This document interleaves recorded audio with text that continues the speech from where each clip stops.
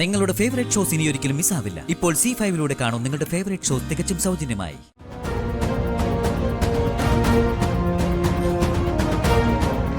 ഈ വേലക്കാരൻ ചെക്കനെയാണോ ഋതിക മോള് വിവാഹം കഴിച്ചത്?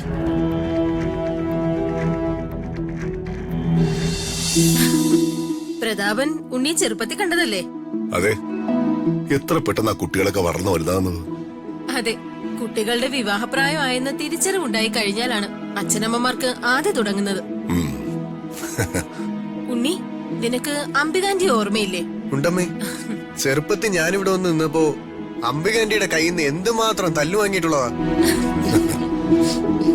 അതെ, അംബികയുടെ തല്ല് വാങ്ങിയിട്ടില്ലാത്ത ഒരു കുട്ടികളും നമ്മുടെ കുടുംബത്തിലില്ലല്ലോ. ആ, ഇത് ദീപക്, അംബികാന്റിയുടെ മകൻ. ഹായ് ദീപക്. ഹായ്.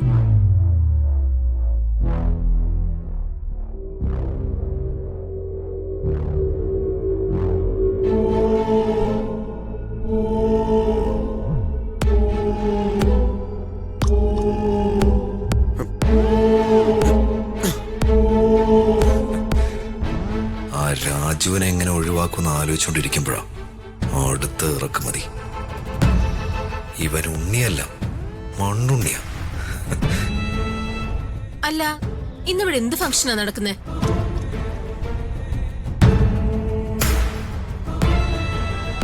ഋതിക മോളെ കണ്ടില്ലല്ലോ, അവളെവിടെ?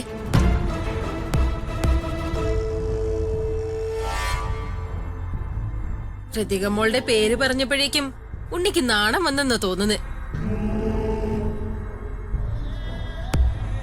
ഒന്ന് ചുമ്മാ ഇരി അമ്മേ. അതെ അതെ, ഇതേവരെ നാണം മാറാത്ത പ്രായമാണല്ലോ ഈ മണ്ടന്. യാമിനി, ഋതിക മോളെ പോയി വിളിച്ചിട്ട് വാ. ചേച്ചി, ഋതിയെ കുറിച്ച് സംസാരിക്കാൻ വേണ്ടി ഞാൻ ചേച്ചിയോട് വരാൻ പറഞ്ഞത്. അതെ, അതെനിക്കറിയാലോ. അതിനി പ്രത്യേകം പറയേണ്ട കാര്യമില്ലല്ലോ പ്രതാപ. ഉണ്ണിയെ നിനക്ക് ബോധിച്ചോ? പിന്നെ ഉണ്ണി മിടുക്കനല്ലേ, വിദ്യാഭ്യാസവും വിനയവും എളിമയുള്ള കുട്ടിയല്ലേ. എങ്കിൽ പിന്നെ നമുക്കിതങ്ങ് ഉറപ്പിക്കാം, അല്ലേ പ്രതാപ?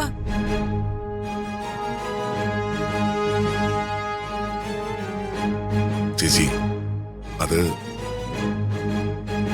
ഋതിയുടെ ജീവിതത്തിൽ സംഭവിച്ച ചില കാര്യങ്ങൾ ചേച്ചിയെയും എനിക്ക് വളരെ വേണ്ടപ്പെട്ട ചില ആളുകളെ അറിയിക്കാനാണ് ഞാൻ ശരിക്കും ഈ ഫംഗ്ഷൻ അറേഞ്ച് ചെയ്തത്.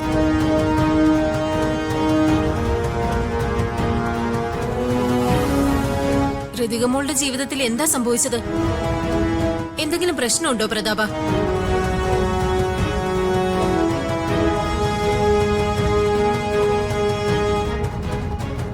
പ്രശ്നമുണ്ടോന്ന് ചോദിച്ചാൽ ഒരു പ്രശ്നമുണ്ട് ചേച്ചി.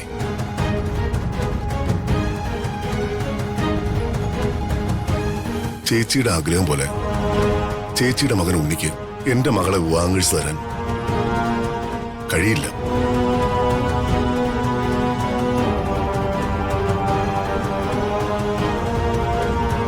കാരണം അവളുടെ വിവാഹം കഴിഞ്ഞതാണ്.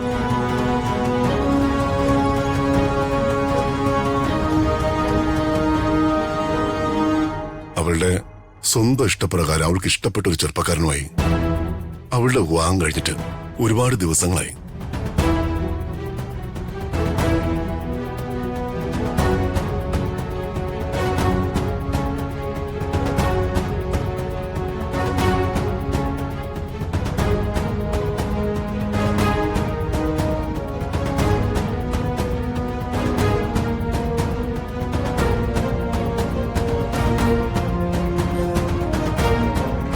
ഈ വേലക്കാരൻ ചെക്കനെയാണോ ഋതിക മോള് വിവാഹം കഴിച്ചത്?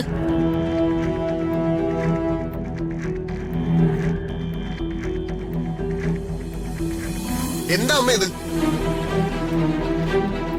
ഇതിനാണോ അമ്മ എന്നെ ഇങ്ങോട്ട് വിളിച്ചോണ്ട് വന്നത്?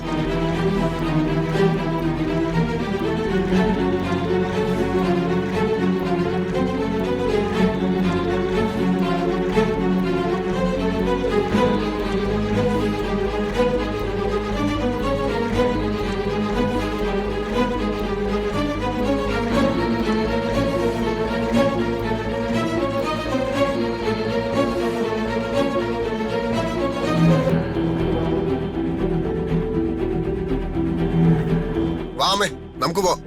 ഏയ് ഉണ്ണി, എന്താ ഇത്? ഋതികയുടെ ജീവിതത്തിൽ സംഭവിച്ചൊന്നും ഞങ്ങൾ ആരോടും മറച്ചു വയ്ക്കാൻ ശ്രമിച്ചിട്ടില്ല. ഈ നാട്ടിലുള്ള ഒട്ടുമിക്ക ആളുകൾക്കും ഇവളുടെ വിവാഹം കഴിഞ്ഞ കാര്യം അറിയാവുന്നതാണ്. ഋതിക വിവാഹം കഴിച്ച ഈ നിൽക്കുന്ന രാജുവിന്റെ വീട്ടിൽ ഞാൻ ഉച്ചയൂണ് കഴിക്കാൻ പോയത് ന്യൂസ് ചാനലിലൊക്കെ വലിയ വാർത്തയായ കാര്യമാണ്.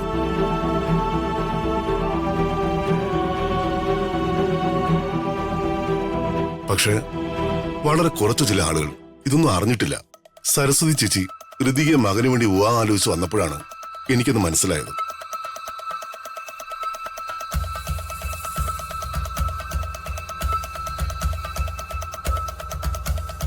അതുകൊണ്ടാണ് എല്ലാവരെയും വിളിച്ചു വരുത്തി ഇങ്ങനൊരു ചടങ്ങ് നടത്തണമെന്ന് തീരുമാനിച്ചത്.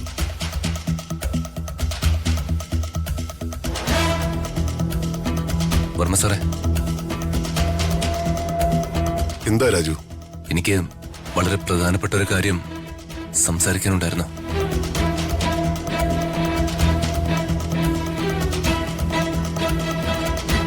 ഞാനിവിടെ അതിലും പ്രധാനപ്പെട്ട ഒരു കാര്യം സംസാരിച്ചുകൊണ്ടിരിക്കുകയല്ലേ. അതിലും വലിയ എന്ത് കാര്യമാ നിനക്ക് എന്നോട് പറയാനുള്ളത്?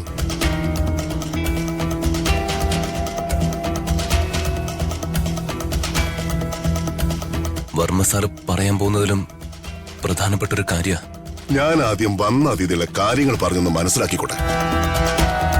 എന്താണെന്ന് വെച്ചാ നീ അതിനുശേഷം എന്നോട് പറഞ്ഞാൽ മതി.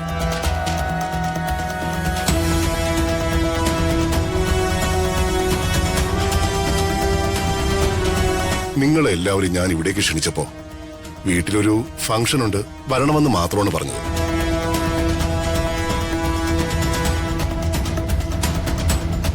എന്ത് ഫംഗ്ഷനാണെന്ന് ഞാൻ പറഞ്ഞിരുന്നില്ല.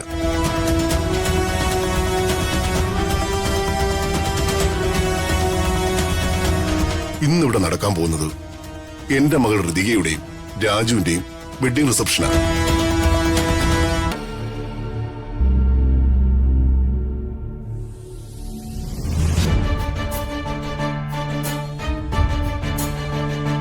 ചടങ്ങുകൾ അല്പം നേരത്തിനാൻ തുടങ്ങും.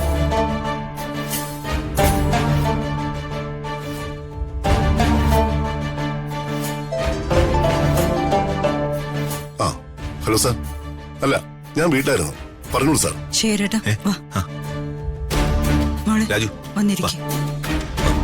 വാ.